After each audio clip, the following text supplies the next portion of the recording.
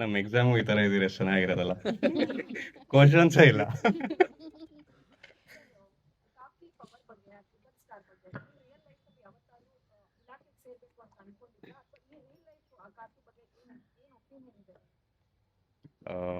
Thank you so much ಈ question ಕೇಳಿದ್ದಕ್ಕೆ. First of all ನನಗೆ ಕಾಕಿ ಅಂದರೆ ತುಂಬ ಹತ್ರ ಅಂತ ಹೇಳೋದಕ್ಕೆ ಇಷ್ಟಪಡ್ತೀನಿ. ಯಾಕಂತ ಹೇಳಿದ್ರೆ ನನ್ನ ಸ್ಕೂಲ್ ಆಗಿರ್ಬೋದು, ಕಾಲೇಜ್ ಆಗಿರ್ಬೋದು, ನನ್ನ ಡಿಗ್ರಿ ಟೈಮ್ ಆಗಿರ್ಬೋದು, NCC A, B, C ಮೂರಲ್ಲೂ ನಾನು A ಗ್ರೇಡ್ ಸಂಪಾದಿಸಿದ್ದೆ.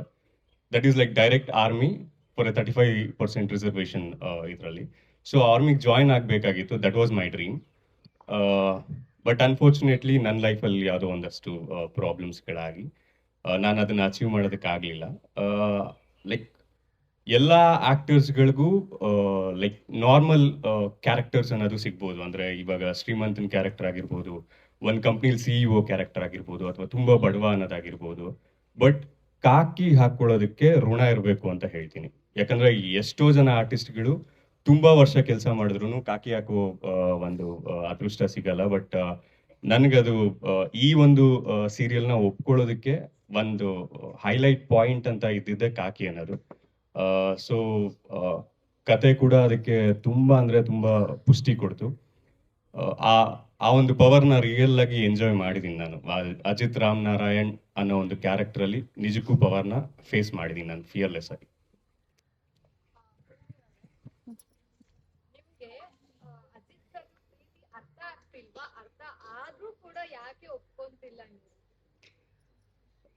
ಮುಂಚೆಯಿಂದ ಅವ್ರು ಹೇಳ್ಬೇಕಾದ್ರೆ ನೀವ್ ನೋಡ್ದಂಗೆ ಎಪಿಸೋಡ್ ಎಲ್ಲ ಬೇರೆಯವ್ರು ಇರ್ತಾರೆ, ಅವಾಗ ಅವರು ಭೂಮಿ ನಾನು ನಿನ್ನ ಪ್ರೀತಿಸ್ತಾ ಇದ್ದೀನಿ ಅಂತ ಹೇಳೋರು. ಅಂಡ್ ನಾವಿಬ್ರು ಅಗ್ರಿಮೆಂಟ್ ಆಗಿದ್ದರಿಂದ ಇವತ್ವರೆಗೂ ನಮ್ಮಿಬ್ರಲ್ಲಿ ಅದೊಂದು ಒಳ್ಳೆ ಸ್ನೇಹ ಇದೆ. ಅದು ಪ್ರೀತಿ ಆಗತ್ತೆ ಅಂತ ಒಂದು ಊಹೆ ಕೂಡ ನನ್ಗಿರಲ್ಲ. ಸೊ ಇವಾಗ ಅಜಿತ್ ಸಾಹೇಬ್ರಿಗೆ ನನ್ನ ಮೇಲೆ ಪ್ರೀತಿ ಆಗಿದೆ ನಿಜಕ್ಕೂ ಅಂತ ಗೊತ್ತಾದಾಗ ನನ್ನಲ್ಲೂ ಆ ಪ್ರೀತಿ ಹುಟ್ಟಿದ್ಯಾ, ಅದ್ ನಿಜಕ್ಕೂ ಪ್ರೀತಿನ ಅಥವಾ ಪರಿಶುದ್ಧವಾದ ಸ್ನೇಹನ ಅಂತ ಇನ್ನೂ ಗೊತ್ತಿಲ್ಲ ನನಗೆ. ಆ ಕನ್ಫ್ಯೂಷನ್ ಅಲ್ಲಿ ಇದ್ದೀನಿ, ನನ್ನಲ್ಲಿ ಪ್ರೀತಿ ಹುಟ್ಟಿದ್ಯಾ ಹುಟ್ಟಿಲ್ವಾ ಅಂತ. ಇನ್ನೊಂದು ಸ್ವಲ್ಪ ಎಪಿಸೋಡ್ ಅಲ್ಲಿ ಕ್ಲಾರಿಟಿ ಬರ್ತೀನಿ. ತುಂಬಾ ಚೆನ್ನಾಗಿ ಕಾಣ್ತಾ ಇದ್ದೀರಾ. Thank you sir. ಎಷ್ಟು ಜನ ಹುಡುಗಿರು ಲೈನ್ ಹೊಡೆದ್ರು. ಆಫ್ ದ ರೆಕಾರ್ಡ್ ಕೇಳಬೇಕಿದೆಲ್ಲ. ನೀವು ಚಿತ್ರರಂಗದಲ್ಲಿ ಯಾರನ್ನ ಅನುಕರಿಸ್ತೀರಾ ಪೊಲೀಸರು? ಅನುಕರಣೆ ನಿಜವಾಗ್ಲೂ ಯಾರನ್ನೂ ಇಲ್ಲ sir. I think Ajit Ram Narayan ಅನ್ನೋದು ಒಂದು ಡಿಫ್ರೆಂಟ್ ಶೇಡ್ ಅದು. ಸೊ ಐ ಥಿಂಕ್ ನನ್ನ ಫ್ಲೇವರಲ್ಲಿ ನಾನು ಅದನ್ನು ಕ್ರಿಯೇಟ್ ಮಾಡೋದಕ್ಕೆ ಇಷ್ಟಪಟ್ಟೆ. ಐ ಥಿಂಕ್ ಅದನ್ನು ರೈಟಿಂಗಲ್ಲೂ ತುಂಬ ಪವರ್ಫುಲ್ಲಾಗೇ ಕೊಟ್ಟರು. ನಾನು ಅದನ್ನು ಅಷ್ಟೇ ಪವರ್ಫುಲ್ಲಾಗಿ ಎಂಜಾಯ್ ಮಾಡಿದ್ದೀನಿ. ಸೀರಿಯಲ್ ಆಗಿರೋದ್ರಿಂದ ಒಂದಷ್ಟು ಲಿಮಿಟೇಷನ್ಸ್ಗಳಿರುತ್ತೆ. ಸಿನಿಮಾ ರೇಂಜಿಗೆ ಪವರ್ಫುಲ್ ಅನ್ನೋದು ಮಾಡೋದಕ್ಕಾಗಲ್ಲ. ಬಟ್ ಸೀರಿಯಲ್ ಮಟ್ಟಕ್ಕೆ ಒಂದು ಕಥೆಯಾಗಿ ನೋಡ್ತು ಅಂತ ಹೇಳಿದ್ರೆ ತುಂಬ ಅಂದರೆ ತುಂಬ ಎಂಜಾಯ್ ಮಾಡಿದ್ದೀನಿ. ನಾನು ಯಾಕೆ ನೀವು ಸಿನಿಮಾಗಳು ಸೀರಿಯಲ್ಗಳು ಕಮ್ಮಿ ಅಂದಿರಲ್ಲ, ಮೂರು ಕ್ಯಾಮ್ರಾ ಇಟ್ಕೊಂಡು ಶೂಟ್ ಮಾಡ್ತಿದ್ದೀರಾ, ಎಲ್ಲಿ ಕಮ್ಮಿ ಇದೆ sir? PAN India cinema set ಇದ್ದಂಗೆ ಇರುತ್ತೆ ಸರ್ ನಮ್ದು. ನಾನು ಯೂಶಲಿ ಹೇಳ್ತಾ ಇರ್ತೀನಿ, ನಮ್ದು ಶೂಟಿಂಗ್ ಸೆಟ್ ಅಲ್ಲ ಬಿಗ್ ಬಾಸ್ ಹೌಸ್ ಅಂತ ಹೇಳ್ಬಿಟ್ಟು. ಯಾವ ಕಡೆ ತಿರುಗಿದ್ರು ಕ್ಯಾಮ್ರಾ ಇರುತ್ತೆ. ಮುಂದೆ ಹಿಂಗೋಯ್ತು ಅಂದ್ರೆ ಒಬ್ರನ್ನ ಓವರ್ಲಾಕ್ ಮಾಡ್ತಿರ್ತೀವಿ, ಹಿಂದೆ ಬಂತು ಅಂತ ಹೇಳಿದ್ರೆ ಇನ್ನೊಂದು ಕ್ಯಾಮ್ರಾಗೆಲ್ಲೋ ಸಿಕ್ಕಿರ್ತೀವಿ ಆ ಥರ. ಸೊ ಯೂಶಲಿ ಮುಂಚೆ ಎಲ್ಲ ಇರ್ತಿತ್ತು, ಓಕೆ ನಾವು ಮೂವ್ಮೆಂಟ್ ತೊಗೊಳಕ್ ಹೋಯ್ತು ಅಂದ್ರೆ ನಮ್ಗೆ ಕ್ಯಾಮ್ರಾ ಸಿಕ್ಕಿರಲ್ಲ ಯಾವುದಕ್ಕೂ ಅಂತ. ಬಟ್ ಇವಾಗ ನಮ್ಗೆ ಆ ಟೆನ್ಷನ್ ಇಲ್ಲ ಸರ್. ಒಂದ್ರಲ್ಲಿ ಫೋಕಸ್ ಔಟ್ ಆಯ್ತು ಅಂದ್ರೆ ಇನ್ನೊಂದ್ರಲ್ಲಿ ಕ್ಯಾಪ್ಚರ್ ಆಗಿರ್ತೀವಿ ನಾವು. ಸರ್ ಯಾವತ್ತಾದ್ರೂ ಇದೇ ಡ್ರೆಸ್ ಅಲ್ಲಿ ಆಚೆಗೆ ಹೋಗಿದ್ದೆ ಅಂತ? ಲೊಕೇಶನ್ ಶಿಫ್ಟಿಂಗ್ ಇದಾಗುತ್ತೆ. ಡೆಫಿನೆಟ್ಲಿ ಆಗುತ್ತೆ. ಐ ಥಿಂಕ್ ನಾನು ಎಷ್ಟೊಂದ್ಸಲಿ ನೋಡಿರಲ್ಲ. ಇವಾಗ ಲೊಕೇಶನ್ ಶಿಫ್ಟ್ ಆಯ್ತು ಅಂತ ಹೇಳಿದ್ರೆ, ಅಥವಾ ದಿನದ ಲಾಸ್ಟ್ ಸೀನ್ ಇದೇ ಕಾಸ್ಟ್ಯೂಮಲ್ಲಿ ಆಯ್ತು ಅಂತ ಹೇಳಿದ್ರೆ ಇದರಲ್ಲೇ ಕಾರಲ್ಲಿ ಹೋಗ್ಬಿಡ್ತೀನಿ. ಸೊ ತುಂಬಾ ಜನ ಪೊಲೀಸವ್ರು ಸಲ್ಯೂಟ್ ಹೊಡೆದಿರಾಗ್ತಿದೆ ಸ್ಟಾರ್ ನೋಡ್ಬಿಟ್ಟು. ಆಮೇಲೆ ಗಡ್ಡ ನೋಡಿದ್ಮೇಲೆ ಯೂಶಲಿ ಮಾಸ್ಕ್ ಹಾಕೊಂಡು ಇಳಿತೀನಿ ಎಲ್ಲೇ ಹೋದ್ರು. ಆವಾಗ ಅವ್ರಿಗೆ ಐಡಿಯಾ ಸಿಗ್ತಾ ಇತ್ತು. ಅಂಡ್ ನಾವು ಶೂಟಿಂಗ್ ಏನಾದ್ರು ಬೇರೆ ಕಡೆಯಿಂದ ಇನ್ನೊಂದು ಲೊಕೇಶನ್ಗೆ ಶಿಫ್ಟ್ ಆಗ್ಬೇಕಾದ್ರೆ ಬುಲೆಟಲ್ಲಿ ಹೋಯ್ತು ಅಂತ ಹೇಳಿದ್ರೆ, ಇವಾಗ ನಾವೇ ಭೂಮಿ ಹಿಂದೆ ಕುತ್ಕೊಂಡು ನಾನು ಭೂಮಿ ಇಬ್ರು ಒಟ್ಟಿಗೆ ಹೋಗ್ತಾ ಇದೀವಿ ಅಂದ್ರೆ ಭೂಮಿ ಅವ್ರನ್ನ ನೋಡಿದ್ಮೇಲೆ ಮೇ ಬಿ ಎಷ್ಟೋ ಜನಕ್ಕೆ ರಿಯಲೈಸ್ ಆಗ್ತಾ ಇತ್ತು, ಸೀರಿಯಲ್ ಅಲ್ವೇನೋ ಅಂತ ಹೇಳ್ಬಿಟ್ಟು. ಆ ಥರ ಡೆಫಿನೆಟ್ಲಿ ಎಕ್ಸ್ಪೀರಿಯನ್ಸ್ ಮಾಡಿದ್ವಿ. ಪ್ಲೇಯರ್ಗೆ ಸೋಷಿಯಲ್ ಮೀಡಿಯಾದಲ್ಲಿ ಸಾಕಷ್ಟು ಫ್ಯಾನ್ ಪೇಜಸ್ ಕ್ರಿಯೇಟ್ ಆಗಿದೆ. ಅವರ ಪ್ರೀತಿಗೆ ಏನ್ ಹೇಳ್ತಾರೆ, ಆ ಫ್ಯಾನ್ ಪೇಜಸ್ ಡಿಫ್ರೆಂಟ್ ಆಗೆಲ್ಲಾನು ಅವರವರ ರೀತಿಯಲ್ಲಿ ಕಮೆಂಟ್ಸ್ ಅಥವಾ ಬೇರೆ ರೀತಿಯಲ್ಲಿ ವ್ಯಕ್ತಪಡಿಸ್ತಾ ಇರ್ತಾರೆ. ಅದು ನೋಡಿದಾಗ ಹೆಂಗ್ ಅನಿಸುತ್ತೆ ಅಂತ? ಸರ್ ತುಂಬಾನೇ ಖುಷಿ ಆಗುತ್ತೆ. ಬಿಕಾಸ್ ನಾವು ಅದನ್ನ ಎಕ್ಸ್ಪೆಕ್ಟೇ ಮಾಡಿರಲಿಲ್ಲ. ನಮ್ಮ ಕೆಲಸ ಯಾವತ್ತಿದ್ರೂ ಆನ್ ಗ್ರೌಂಡ್ಗೆ ಬರ್ತೀವಿ. ರೈಟಿಂಗಲ್ಲಿ ಏನಿರುತ್ತೆ ಅದನ್ನ ನಾವು ಆನ್ ಸ್ಪಾಟ್ ರೆಂಡರ್ ಮಾಡಬೇಕು ಅಂತ ನೋಡ್ತೀವಿ, ಔಟ್ಪುಟ್ ಅದನ್ನ ಬರೋ ತರ ನೋಡ್ಕೊಂತೀವಿ ಬಿಟ್ರೆ ಇನ್ ಮಿಕ್ಕಿದೇನು ಎಕ್ಸ್ಪೆಕ್ಟ್ ಮಾಡಿರಲ್ಲ. ಅಂದ್ರೆ ಯಾವುದೇ ಸೀರಿಯಲ್ ಮಾಡ್ತು ಅಂತ ಹೇಳಿದ್ರು ನಾವು ತುಂಬಾ 100% ಎಫರ್ಟ್ ಹಾಕಿ ಮಾಡಬೇಕು, ಜನಕ್ಕೆ ಇಷ್ಟ ಆಗ್ಬೇಕು ಅನ್ನೋ ಒಂದು ಮೈಂಡ್ ಸೆಟ್ ಅಲ್ಲೇ ಮಾಡ್ತೀವಿ.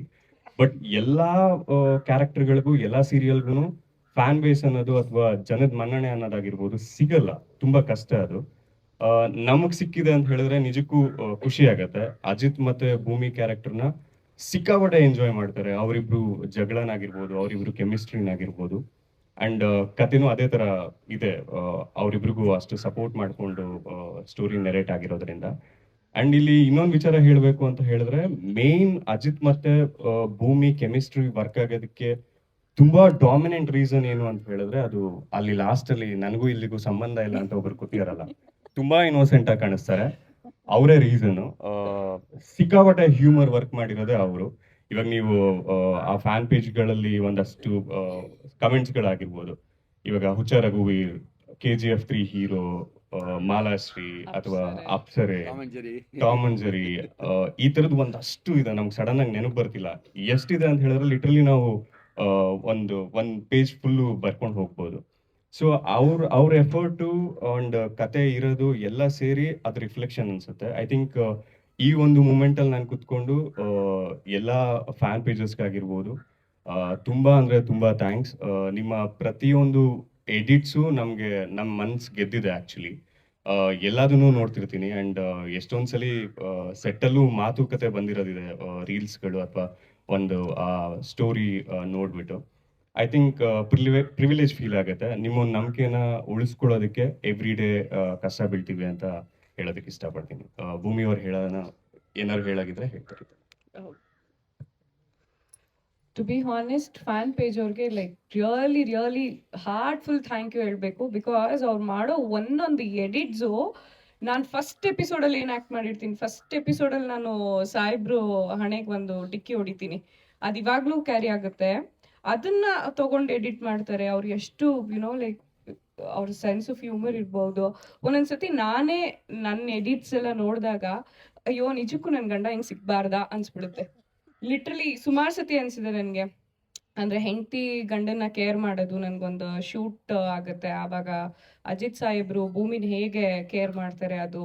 ಆಮೇಲೆ ಇವಾಗ ಹೆಂಗಾಗಿದೆ ಅಂದ್ರೆ ಅಜಿತ್ ಸರ್ ಪ್ರೀತಿ ಹೇಳ್ಕೊಂಡು ನಂಗೆ ಅರ್ಥ ಆಗ್ತಿಲ್ಲ ಅಂದ್ರೆ ನನಗೆ DMs ಬರುತ್ತೆ ಇನ್ಸ್ಟಾಗ್ರಾಮ್ ಅಲ್ಲಿ, ಏ ಪ್ರೀತಿ ಸಾಹೇಬ್ರು ನಿನ್ ಇಷ್ಟ ಪಡ್ತಾ ಇದಾರೆ, ಗೊತ್ತಾಗಲ್ವಾ ನಿನ್ಗೆ, ಬುದ್ಧಿ ಇಲ್ವಾ ನಿನ್ಗೆ ಅಂತ ಬರುತ್ತೆ. ಕೆಲವೊಬ್ರು ಮೇಡಮ್ ಪ್ಲೀಸ್ ಸಾಹೇಬ್ರನ್ನ ಒಪ್ಕೊಳ್ಳಿ, ಅವ್ರನ್ನ ಮದ್ವೆ ಆಗಿ. ಆಮೇಲೆ ರೋಡಲ್ಲಿ ಹೋಗುವಾಗ ಪ್ಲೀಸ್ ನೀವು ಸಾಹೇಬ್ರನ್ನೇ ಮದ್ವೆ ಆಗಿ ಅಂತ ಅಂತಾರೆ. ಈ ತರ ಎಲ್ಲಾದ್ರೂ ಆಚೆ ನನ್ನ ತಾಯೊಟ್ಟಿಗೆ ಹೋದಾಗ್ಲೂ ಎಲ್ಲಿ ಸಾಹೇಬ್ರು ಬಂದಿಲ್ವಾ ಅಂತ ಕೇಳ್ಬಿಡ್ತಾರೆ. ಸೊ ಅಷ್ಟು ಡೀಪ್ ಆಗಿ ಯುನೋ ಸ್ಟೋರಿ ಒಳಗಡೆ ಹೋಗ್ಬಿಟ್ಟಿದ್ದಾರೆ. ಆಸ್ ಅಜಿತ್ ಸೆಡ್, ಇದನ್ನ ನೇಲ್ಡ್ ಇಟ್ ಅಂತ ಕರೀತಾರಲ್ಲ, ಅದನ್ನ ನೇಲ್ವಾಗಕ್ಕೆ ನಮ್ಮ ಅನಿಲ್ ಸರೇ ಕಾರಣ. ನಮ್ಗೇನು ಗೊತ್ತಿಲ್ಲದೆ ಬ್ಲ್ಯಾಂಕ್ ಆಗಿ ಹೋಗಿ ನಿಂತ್ಕೊಂಡ್ರೆ ಒಂದು ಫುಲ್ ಫ್ಲೆಡ್ಜ್ ಅಲ್ಲಿ ಅವ್ರು ರೆಡಿ ಮಾಡಿ ನಮ್ಮನ್ನ ಕಳಿಸ್ತಾರೆ. Thank you so much sir.